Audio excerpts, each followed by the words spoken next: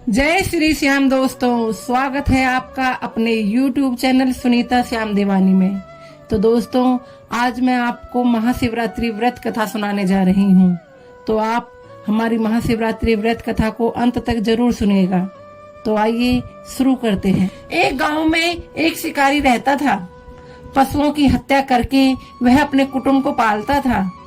वह एक साहूकार का ऋणी था, लेकिन उसका ऋण समय पर न चुका सका। क्रोधवश साहूकार ने शिकारी को शिव मठ में बंदी बना लिया।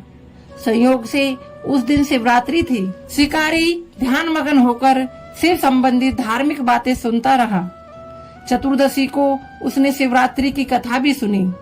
संध्या होते ही साहूकार ने उसे अपने पास बुलाया और ऋण चुकाने के विषय में बात की।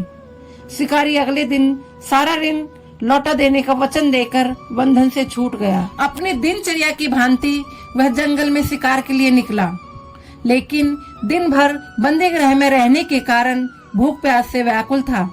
शिकार करने के लिए वह एक तालाब के किनारे बेल वृक्ष पर पड़ाव बनाने लगा। बेल वृक्ष के नीचे शिवलिंग था, जो बेल पत्रों से ढका हुआ था। शिकारी को उसका पता न चला। पड़ाव बनाते समय उसने जो टहनियां तोड़ी वे संयोग से शिवलिंग पर गिरी। इस प्रकार दिन भर भूखे प्यासी शिकारी का व्रत भी हो गया और शिवलिंग पर बेलपत्र भी चढ़ गए। एक पहर रात्रि बीत जाने पर एक गर्भवती मिर्गी तालाब पर पानी पीने पहुंची।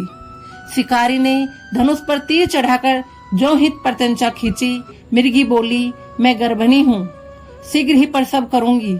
तुम एक साथ दो जीवों की हत्या करोगे, जो ठीक नहीं है। मैं अपने बच्चे को जन्म देकर शीघ्र ही तुम्हारे सामने प्रस्तुत हो जाऊंगी, तब तुम मुझे मार लेना। शिकारी ने प्रत्यंचा ढीली कर दी और मिर्गी झाड़ियों में लुप्त हो गई। कुछ ही देर बाद एक और मिर्गी उधर से निकली। शिकारी की खुशी का ठिकाना न रहा। समीप आने पर उसने धनुष पर बाण चढ़ाया।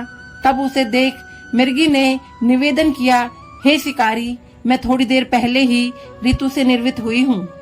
कामातुर विरहिणी हूँ, अपने प्रिय की खोज में भटक रही हूँ। मैं अपने पति से मिलकर शीघ्र ही तुम्हारे पास आ जाऊंगी। शिकारी ने उसे भी जाने दिया। 2 बार शिकार को खोकर उसका माथा ठिनका। वह चिंता में पड़ गया। रात्रि का आखिरी पहर बीत रहा था। तभी एक अन्य मिर्गी अपने बच्चों के साथ उधर से निकली। शिकारी के लिए ये बहुत अच्छा अवसर था। उसने धनुष पर तीर चढ़ाने में देर न लगाई। वह तीर छोड़ने ही वाला था कि मिर्गी बोली, हे शिकारी, मैं इन बच्चों को पिता के हवाले करके लौट आऊंगी। इस समय मुझे मत मारो। शिकारी हंसा और बोला, सामने आए शिकार को छोड़ दूं? मैं ऐसा मूर्ख नहीं। इससे पहले मैं 2 बार अपना शिकार खो चुका हूँ। मेरे बच्चे भूख प्यास से तड़प रहे होंगे। उत्तर में मिर्गी ने फिर कहा, जैसे तुम्हें अपने बच्चों की ममता सता रही है, ठीक वैसे ही मुझे भी। इसलिए सिर्फ बच्चों के नाम पर मैं थोड़ी देर के लिए जीवन दान मांग रही हूँ। हे शिकारी, मेरा विश्वास कर। मैं इन्हें इनके पिता के पास छोड़कर तुरंत लौटने की प्रतिज्ञा करती हूँ। मिर्गी का दीन सबर सुनकर शिकारी को उस पर दया आ गई। उसने उस मिर्गी को भी जाने दिया।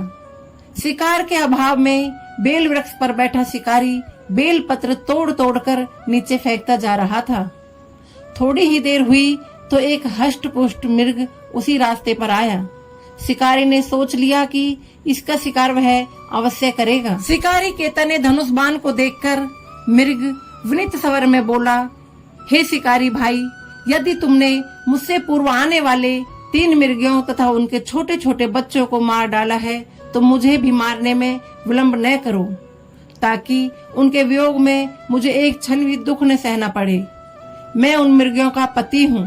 यदि तुमने उन्हें जीवन दान दिया है, तो मुझे भी कुछ क्षण के लिए जीवन दान देने की कृपा करो। मैं उनसे मिलकर तुम्हारे सामने उपस्थित हो जाऊंगा। मिर्ग की बात सुनते ही शिकारी के सामने पूरी रात का घटना चक्र घूम गया। उसने सारी कथा मिर्ग को सुना दी। तब मिर्ग ने कहा, मेरी 3 पत्नियां जिस प्रकार प्रतिज्ञाबद्ध होकर गई हैं, मेरी मृत्यु से अपने धर्म का पालन नहीं कर पाएंगी। अतः जैसे तुमने उन्हें विश्वास पात्र मानकर छोड़ा है, वैसे ही मुझे भी जाने दो। मैं उन सब के साथ तुम्हारे सामने शीघ्र ही उपस्थित होता हूँ। उपवास, रात्रि जागरण तथा शिवलिंग पर बेल पत्र चढ़ाने से शिकारी का हिंसक हृदय निर्मल हो गया था। उसमें भागवत शक्ति का वास हो गया था। धनुष तथा बाण उसके हाथ से सहज ही छूट गए। भगवान शिव की अनुकंपा से उसका हृदय कारुणिक भावों से भर गया। वह अपने अतीत के कर्मों को याद करके पश्चाताप की ज्वाला में जलने लगा। थोड़ी ही देर बाद मृग सह परिवार शिकारी के समक्ष उपस्थित हो गया ताकि वह उनका शिकार कर सके। किंतु जंगली पशुओं की ऐसी सत्यता, सात्विकता एवं सामूहिक प्रेम भावना देखकर शिकारी को बड़ी गलानी हुई। उसके नेत्रों से आंसुओं की झड़ी लग गई। उस मृग परिवार को न मारकर शिकारी ने अपने कठोर हृदय को जीव हिंसा से हटा सदा के लिए कोमल एवं दयालु बना लिया। देवलोक से समस्त देव समाज भी इस घटना को देख रहा था। घटना की परिणति होते ही देवी देवताओं ने पुष्प वर्षा की।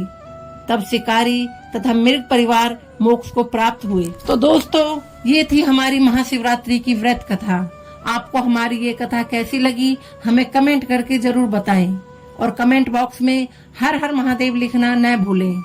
हर हर महादेव, जय श्री श्याम।